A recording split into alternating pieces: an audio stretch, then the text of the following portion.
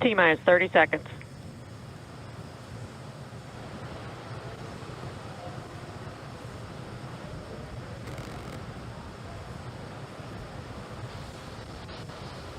Stage 1 tanks pressing for flight. T-minus 15 seconds. 10, 9, 8, 7, 6, 5, 4, 3, 2, 1, 0. Ignition. Liftoff of the Falcon 9 and Crew Dragon. Go NASA, go SpaceX, Godspeed, Bob and Doug. America has launched. And so rises a new era of American spaceflight, and with it the ambitions of a new generation continuing the dream. 20 seconds into flight, stage 1 propulsion is nominal.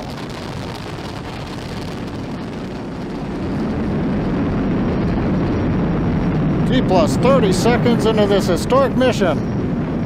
Flying crew on board Dragon and Falcon 9, and look at them go. Falcon power telemetry nominal. M1D throttle down. We're throttling down to get ready for the period of maximum dynamic pressure. We're in the throttle bucket. Reports say all systems are go. Vehicle is supersonic. We've exceeded Mach 1 on the Falcon 9. M1D throttle up. We're throttling back up to full power as we're through max Q. Copy, 1 Bravo. And we heard that 1 Bravo call out. That's just the second abort zone that they're in. They'll continue to be on this until the first stage has done its job and they switch over to the second. At this point, Bob and Doug pulling about 2.3 Gs, 2.3 times the Earth's gravity, already moving at over 1,500 miles per hour. We've heard the call out for MVAC engine chill. That's getting the MVAC engine ready to light. That'll come at about 2:44 into flight. Right now, everything continuing to look good. Next major event coming up is going to be the triple. We'll have main engine cutoff of the 9 first stage engines, stage separation, and then ignition of the second stage engine to continue to carry astronauts into orbit. We heard we're throttling down the Merlin engines on the first stage. And we have Miko. Miko. 2 Alpha. Falcon stage separation confirmed. Copy, 2 Alpha. MVAC ignition.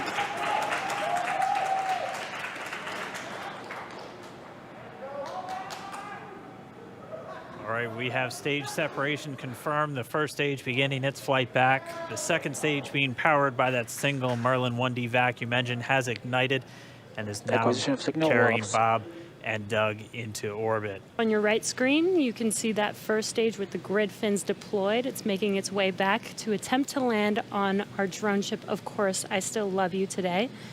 And we're just about a couple minutes away from the entry burn, and that's where 3 of the 9 Merlin engines do ignite to help slow the vehicle down as it re-enters back into the Earth's atmosphere. And then after the entry burn will be the landing burn, which is just a single engine Dragon SpaceX burn. nominal trajectory. Stage 1 entry burn startup.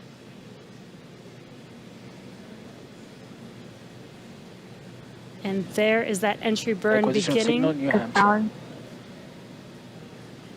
This burn lasts about 36 seconds long. Stage 2 FTS is saved. While that entry burn continues, we're just about a minute away from SECO. We'll have a number of events all happen in rapid succession. Now we are waiting for our first stage to make its way to our drone ship, Of Course I Still Love You. Dragon SpaceX nominal orbital insertion. Didn't get confirmation, nominal Dragon orbital copy. insertion. Nominal orbital insertion. And what you're seeing on your screen is a live view of our drone ship. Falcon 9 first stage successfully landed. And there you can see on your screen, Falcon 9 has landed. This is the first Falcon 9 to carry humans to orbit, so very exciting for us. And we'll need a FRC on recovery 1. And it's right at about 12 minutes when Dragon will separate. Looks like we saw a 0G indicator floating around there. I know Bob and Doug owe us a little bit about what exactly that is that they brought up with them. So again, we're just standing by. That separation event should be coming up shortly. Then they'll begin a series of checks on the Draco thrusters that are going to be used to maneuver and then power Dragon on its flight to the International Space Station. Standing by for separation. Expected loss of signal, walls.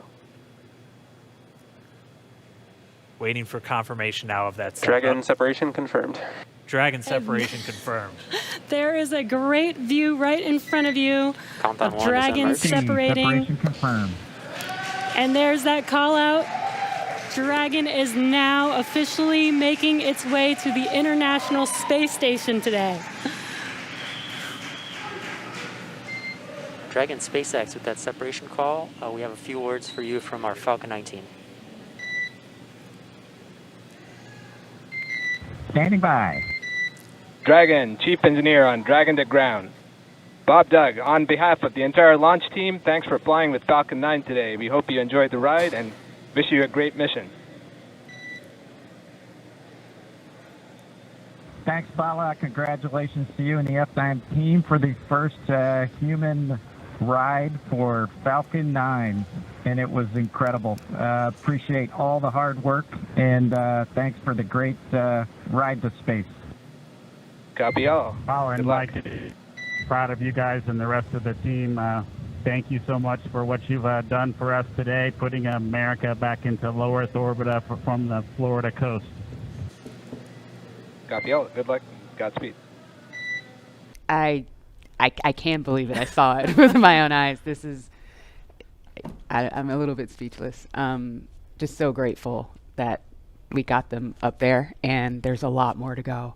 But I'm so happy they're safe right now. I'm just so happy. Yeah. Leland, you were talking about it. It's amazing what we can do when we work together. Yes, American astronauts on an American rocket from American soil, showing you what Americans can do when we come together as a team and blast Doug and Bob off to the cosmos. This is what it's all about, and their families and everyone is working together to take them up to space safely. So I don't know what to say. That rocket fuel is still in my veins, and I want to go get on the rocket. Well, it's too late now. Maybe the next one. I know. But we want to go over to Daryl at OSB2. He's there with the administrator, who hopefully has more words than we do, because we're still kind of speechless. Daryl. Pretty incredible here, Marie, at the Operations Support Building, where a chorus of applause has been happening from the beginning of launch and throughout the various stages. Some very special guests were here to watch it. That includes President Donald Trump, Vice President Mike Pence, and NASA Administrator Jim Bridenstine, who joins me now. And you were with the President and the Vice President.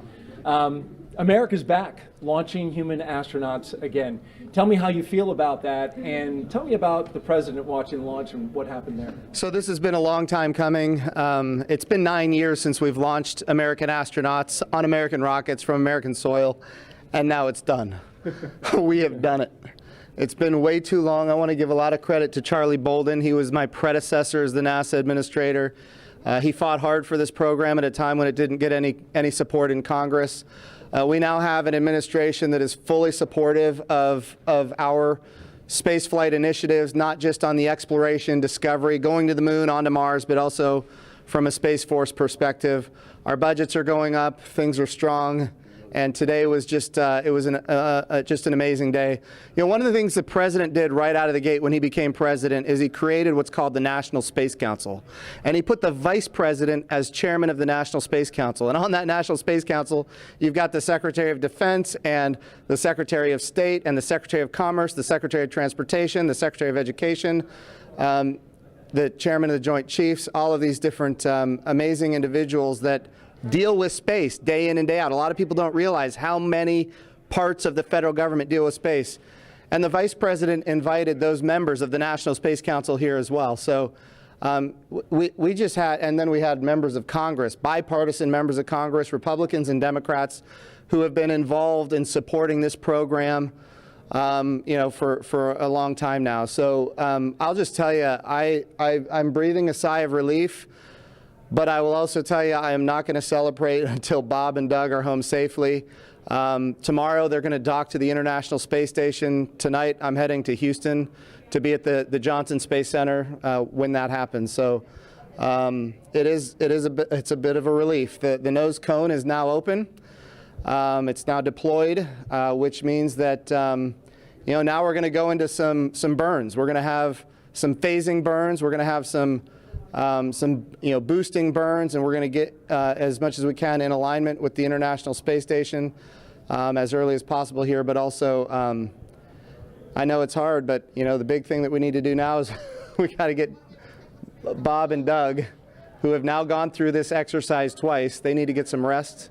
But I can guarantee you there will be no rest for a good amount of time while they're up there in orbit. And they are certainly on their way, and a lot of people joining us for this entire celebration and watching it. We just heard 10 million people watching live as this launch happened, and President Donald Trump becoming the third sitting president to watch a launch live from the Kennedy Space Center. The first. To be clear, I think he's the only sitting president to watch American astronauts launch on a brand new rocket that has never launched before, and that's a big risk. He also said we're going to go to the moon by 2024. That means he's putting himself at risk to say, look, I'm going to be accountable. Potentially, I'm going to be accountable to the initiatives that I put forward, and I think we have not had that kind of leadership for space in a very, very long time, and we're so grateful for it. What was it like watching the launch with the president? How did he react? Oh, I'll tell you, it's obviously something that is near and dear to him. He said it a year and a half ago. He put it in the State of the Union speech. He said, we're going to launch American astronauts on American rockets from American soil. And of course, I was like, in my head, I'm thinking, we better get after this.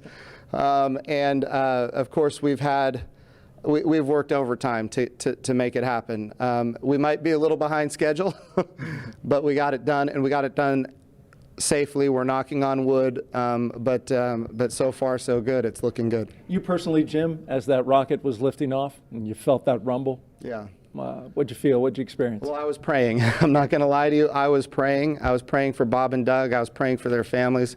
I was praying for their safe return, even though they're just going. But man, I'll tell you, it was, I've heard that rumble before, but it's a whole different feeling when you've got your own team on that rocket, and they are our team. They are America's team. This is Launch America. This is everything that America has to offer in its purest form.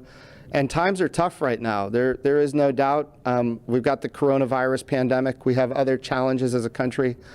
But I hope this moment in time is an opportunity for everybody to reflect on humanity and what we can do when we work together, when we strive, and when we achieve. And if this can inspire a young child to become the next Elon Musk or the next Jeff Bezos or the next Sir Richard Branson, then that's what this is all about. Doug and Bob are on course to arrive at the International Space Station tomorrow, May 31st at 10:27 a.m. Eastern Time. Here now are highlights from the mission so far. May 30th, 2020. Remember this day. You'll have this memory forever. The day America returned astronauts to orbit from U.S. soil.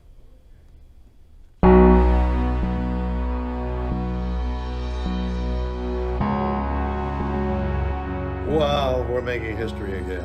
Let's go.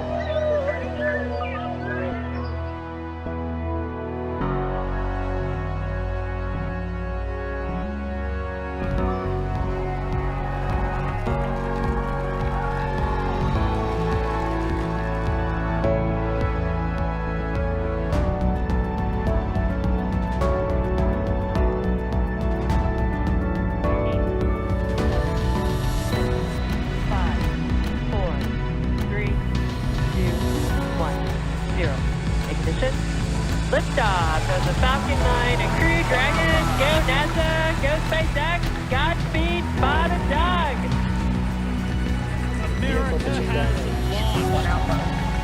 So rises a new era